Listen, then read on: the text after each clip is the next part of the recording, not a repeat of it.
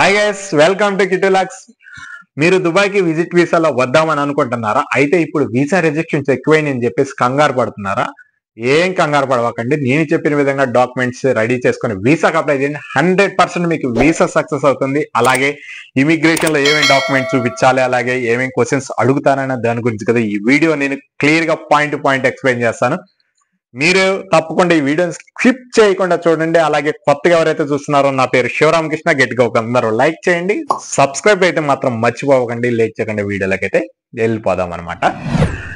మీరు దుబాయ్కి విజిట్ వీసాలో రావాలి అని అనుకున్నప్పుడు ఫస్ట్ మీ యొక్క పాస్పోర్ట్ వ్యాలిడిటీ 6 months కంటే అబవ్ ఉండాలి. 6 months కంటే బిలో ఉంటే రిజెక్ట్ అయ్యే ఛాన్స్. ఫస్ట్ పాయింట్ అయితే అది రిజెక్ట్ అవటానికి. సెకండ్ వచ్చేప్పటికి మీరు ఏదైతే పాస్పోర్ట్ సైజ్ ఫోటో దిగుతారు కదా, ఫోటో దిగినప్పుడు మీ యొక్క ఫేస్ అండ్ ఐస్ క్లియర్ గా ఉండాలి. ఆ ఫోటోలో కొంచెం బ్లర్ ఉన్నా కానీ రిజెక్ట్ అయ్యే ఛాన్సెస్ అయితే ఎక్కువ ఉంటాయి ఫోటో పరంగా. ఇంకోటి వచ్చేటప్పటికి ఏంటంటే, మీరు దుబాయ్కి వచ్చేటప్పుడు ఫ్లైట్ టికెట్ చేసుకుంటారు కాబట్టి ఇన్ కేస్ మీరు ఎన్ని రోజులు అయితే ఉంటారో అన్ని రోజులకి ముందుగానే వీసా ప్రిపేర్ చేసుకొని వస్తారు కాబట్టి రిటర్న్ ఫ్లైట్ టికెట్ కూడా కన్ఫామ్ గా మనం వీసా అప్లై చేసేటప్పుడే అప్లోడ్ చేయాలి. ఇదైతే గుర్తుపెట్టుకోండి. Return flight ticket also mandatory.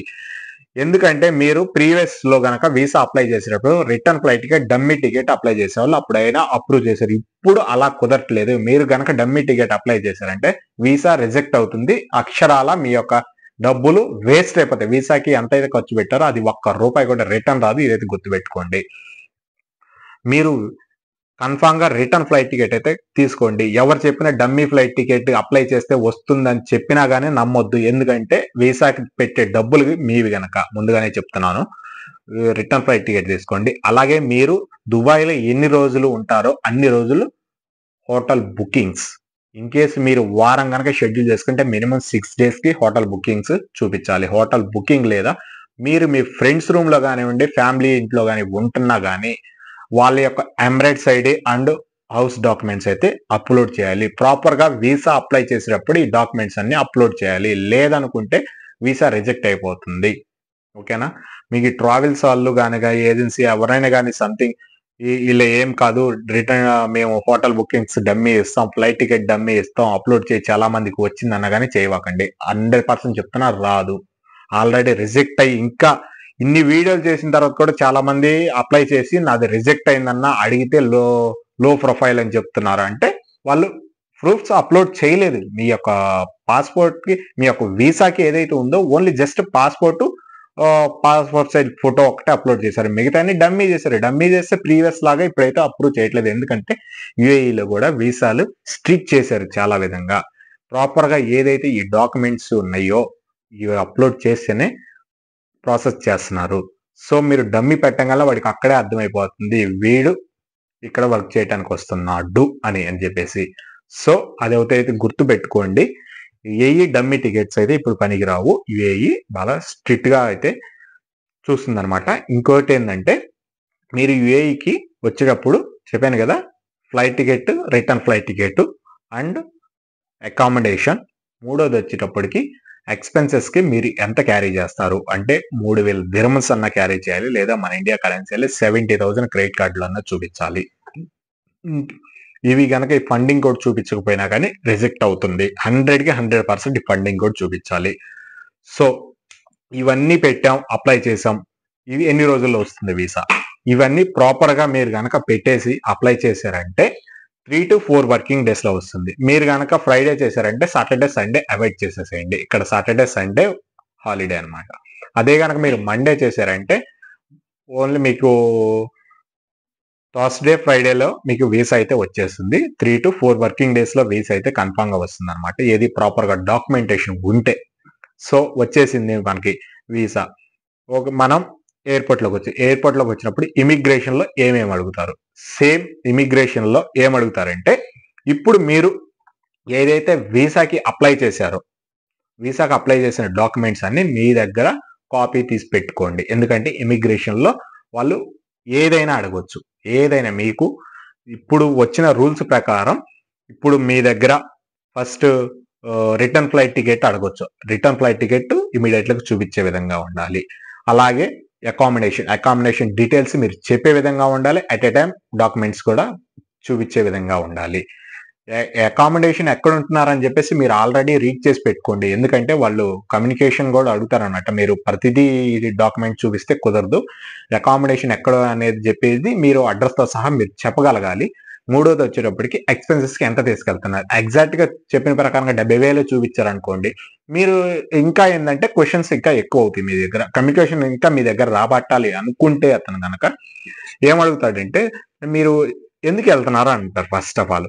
మీరు గనక నేను ఇట్లా విజిట్ చేద్దామని చెప్పేసి, టూరిజం చూద్దామని చెప్పేసి, అలాగే మా ఫ్రెండ్ ఉన్నాడు. దుబాయ్‌ని ఒకసారి విజిట్ చేద్దామని వెళ్తున్నాను అని అన్నారు అనుకోండి. ఓకే. ఎన్ని రోజులు ఉందాం అనుకుంటున్నారు? ఓకే. ఈ ఎక్స్‌పెన్సెస్‌కి మీరు తీసుకెళ్తున్న డబ్బులు గనక ఇవి ఖర్చయిపోతే మీకు నెక్స్ట్ ఆప్షన్ ఏంది అని అడుగుతాడు. అది కూడా ఒకటి ఇప్పుడు రీసెంట్‌గా మా ఫ్రెండ్‌నే అడిగారనమాట. హైదరాబాద్ ఎయిర్‌పోర్ట్‌లో అడిగారు ఇది.